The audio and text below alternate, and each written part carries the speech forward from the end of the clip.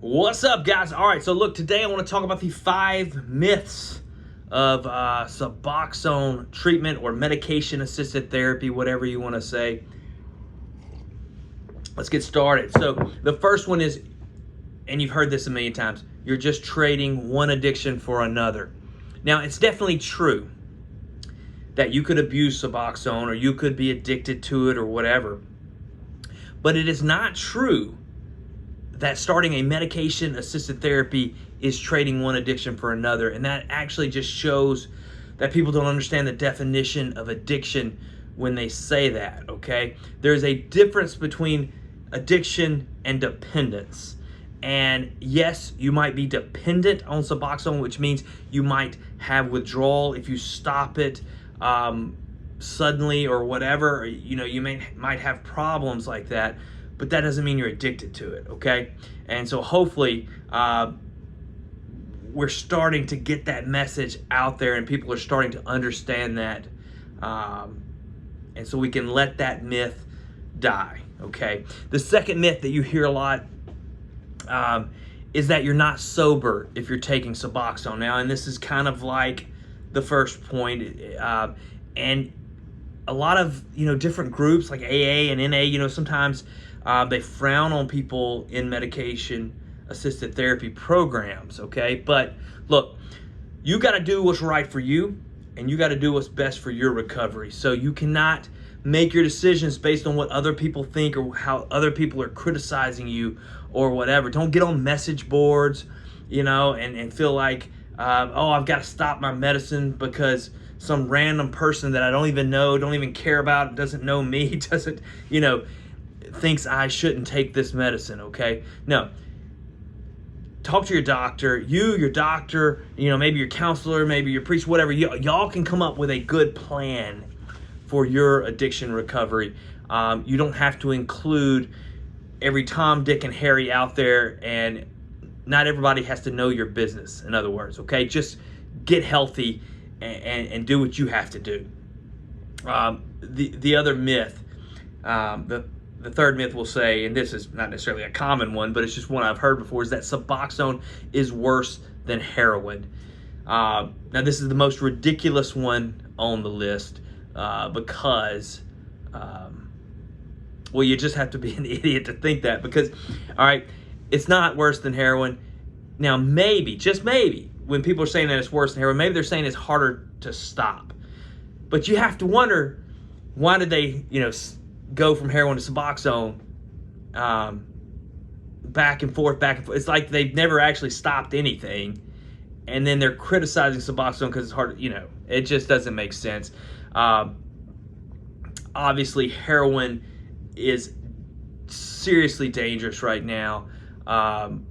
The fentanyl, the carfentanil, all that is contributing to useless deaths around the world, and it needs to stop. And hopefully, the more present we are in letting people know that, look, normal people struggle with addiction, then maybe we can start to, kill some of the bias that's out there, and we can get more people the help they need, okay?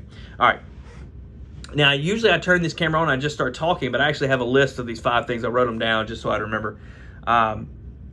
The other myth about Suboxone and medication-assisted therapy is that it's impossible to stop Suboxone once you start it.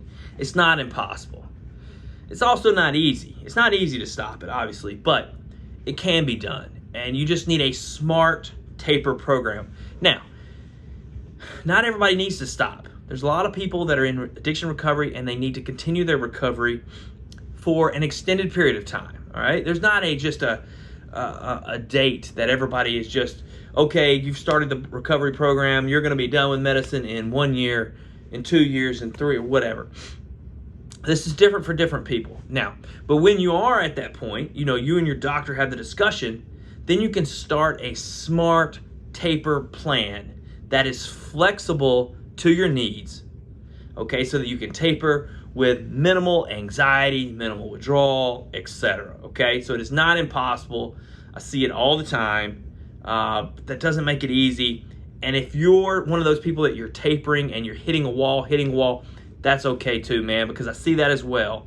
It's very, very difficult, but it's not impossible, okay? So the next myth, the final one on my list, is all you need is Suboxone, all right? But that's not true. The medication is not the recovery. The medication is there to assist you in your recovery. It's to help you while you do the other things in your life that need to be done, while you reflect on what led you into the addiction, while you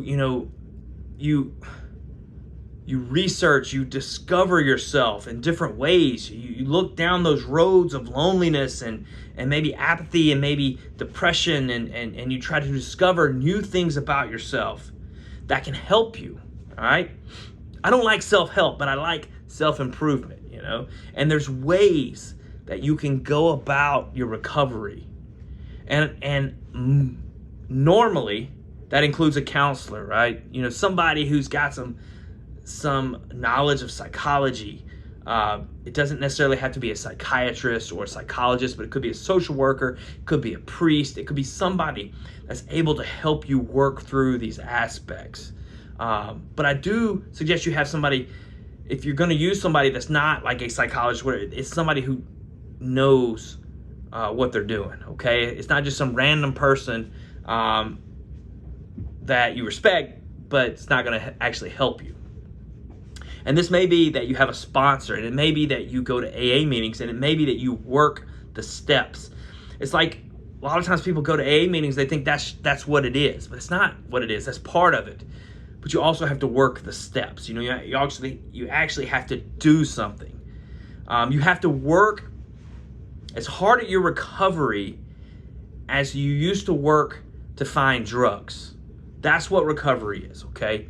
It's discipline, and it's making difficult decisions, and it's making sacrifices that will actually improve your life. And you may not get the pleasure of drugs right away like you used to get, but instead you'll get a different type of happiness, like a real joy when you have a fulfilling life. You know, a life worth living, a life of purpose and meaning and truth, beauty and goodness and all those things. That's what the recovery is about. All right, guys, I'm Dr. Chris Park. I hope this was helpful. If you have another myth that you think needs to be discussed, put it in the comments. All right, guys, thanks. Peace.